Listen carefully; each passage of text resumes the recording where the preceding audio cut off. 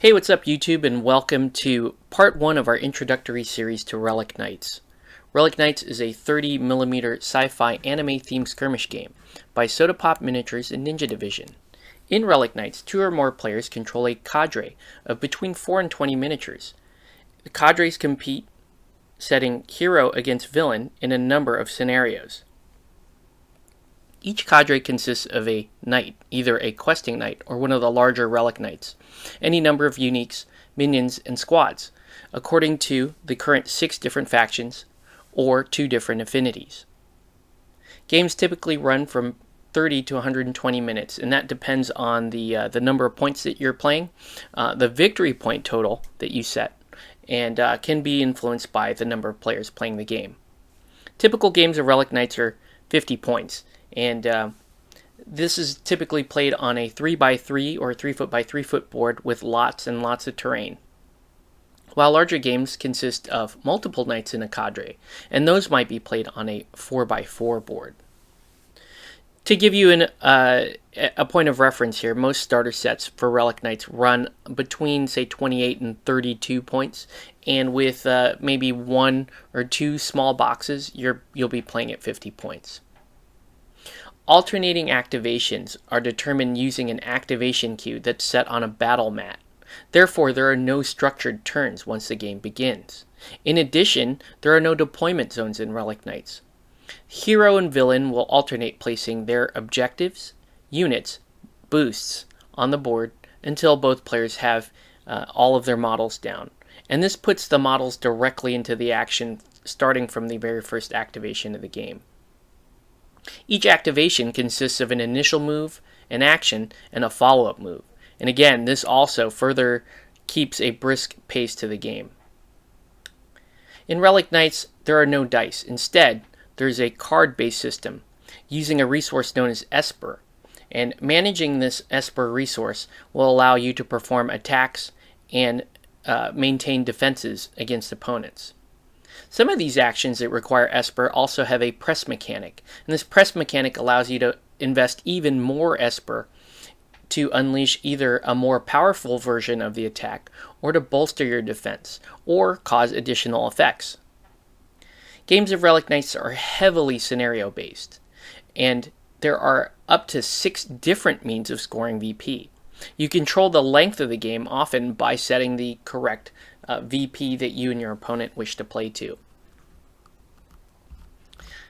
Now we'll quickly cover the factions, even though we're going to discuss these in a later video. But starting with the Prismatic Affinity factions, we have the Shattered Sword Paladins, which are, the heroic knight types, and I'm speaking only in generalizations here. But they rely heavily on armor. They have a lot of defensive type tech to their playstyle, and they tend to be a bit slow. On the other side of that, you have the Circe Speed Circuit, which are mostly a racing type function. This is a very fast moving faction, very good at completing movement based scenarios, but not terribly armored, and don't quite put out as much damage as you might hope. The final prismatic faction is the Doctrine faction. Now, Doctrine is a kind of an entity in Relic Knights that spends most of its time trying to understand the strange, powerful crystals known as Esper, which seems to be the key to all of life and all power in the galaxy.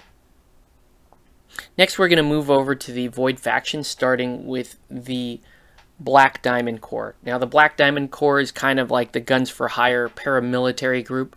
Their playstyle is a little bit more ranged based, and they do sport some decent armor. Meanwhile, you have the No Empire. This is kind of a race of spacefaring Oni that conduct regular raids on the inhabitants of this final galaxy, often enslaving those that they overcome. And finally, we have the Star Nebula Corsairs. This is also a raiding entity within the galaxy. However, they're not as so much a basic faction. The Star Nebula Corsairs employ a lot of very different, unique type characters, and a lot of their mechanics are sort of gambling, so they're a very fun faction to play as well.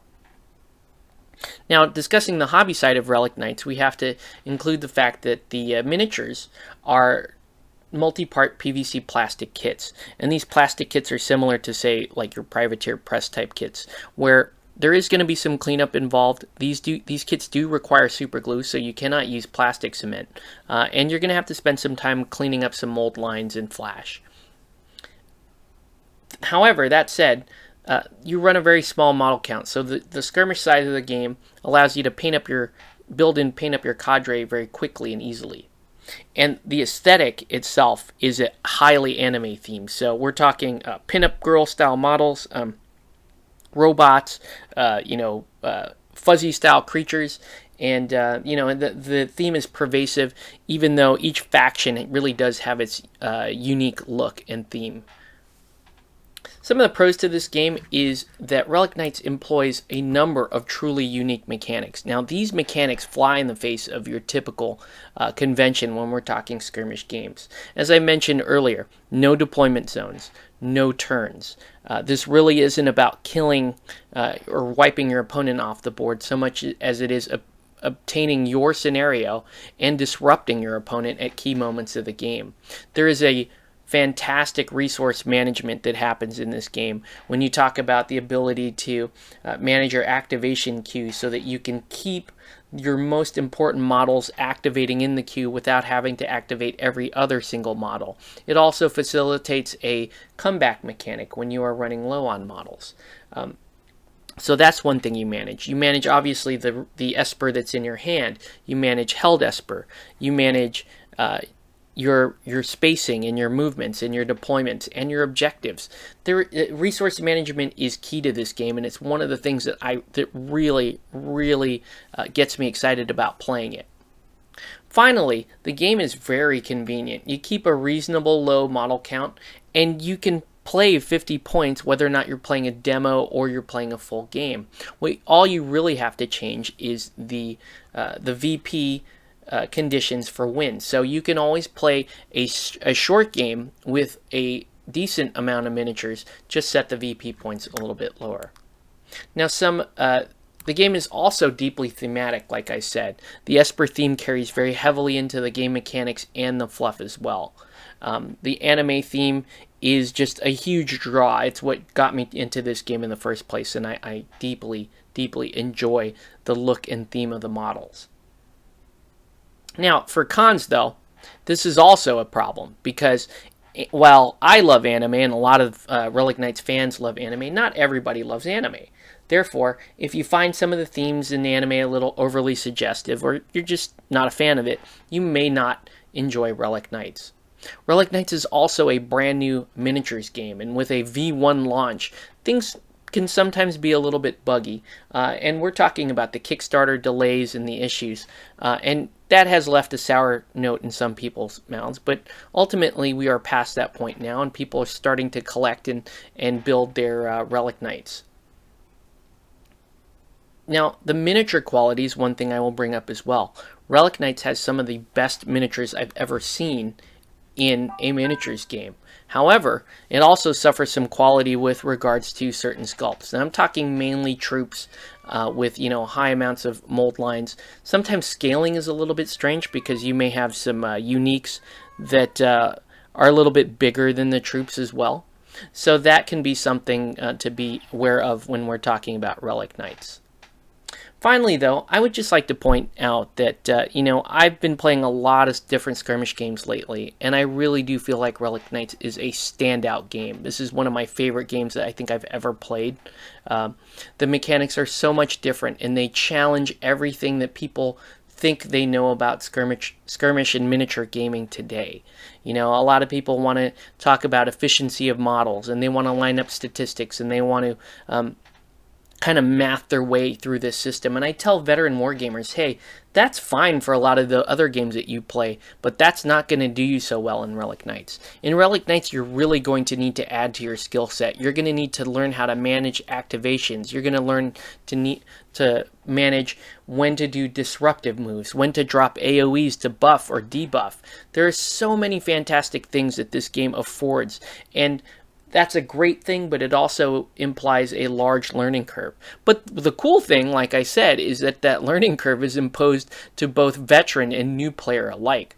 Veterans are going to have to learn to unlearn some of the stuff that they picked up in other skirmish games, while new players are going to have to learn an entirely different type of game altogether.